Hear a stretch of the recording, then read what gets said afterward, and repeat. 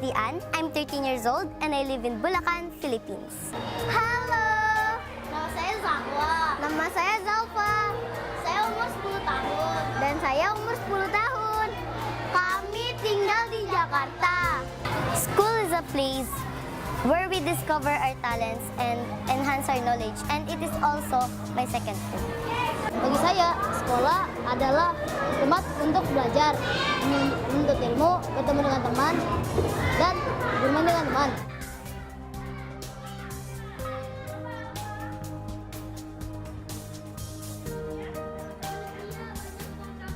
Minimizing the impact of disasters on children's education is at the forefront of our programming.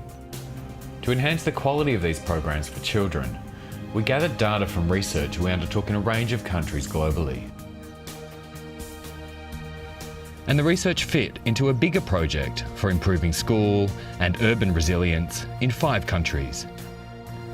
We produced over 30 publications, all aiming to keep schools and urban informal settlements safe for children and their families.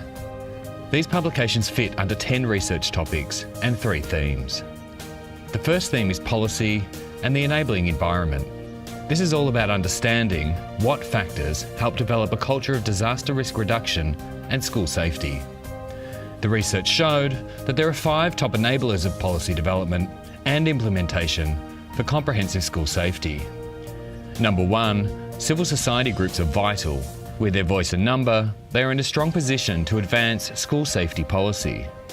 Number 2, education officials can champion, advocate and advance school safety in the education sector. Number 3, so can disaster management officials.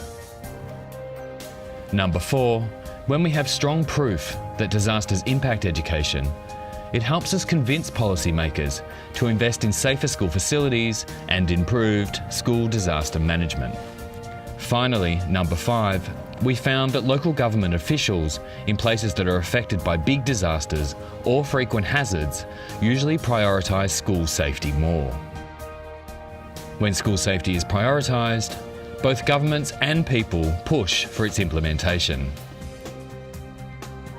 Para korban, jalur evakuasi, tanda jalur evakuasi yang sudah terpasang di titik kumpul yaitu di lapangan.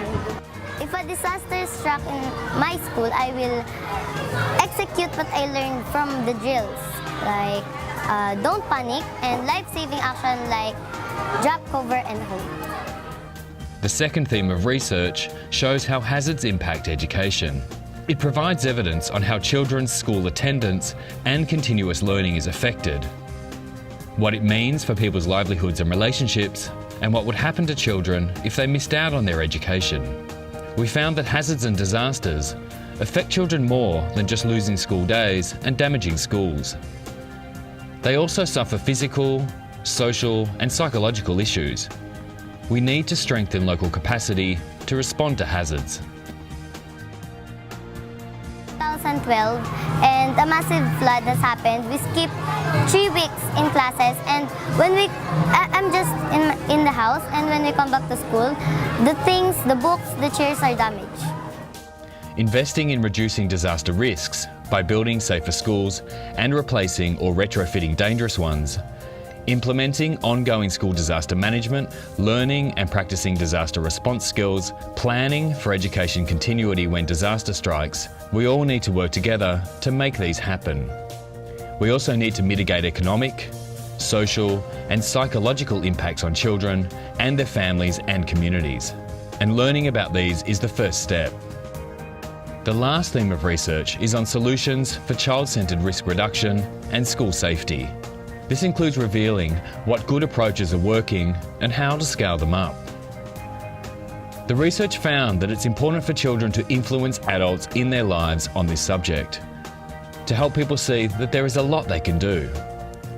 Children should be empowered to use their capacity. They are creative and know people in their communities and can help to put risk reduction into action.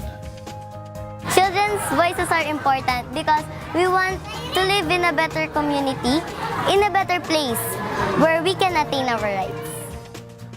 And we should not only think about large disasters, we should think about all the smaller risks that affect people, especially risks that affect people living in urban areas.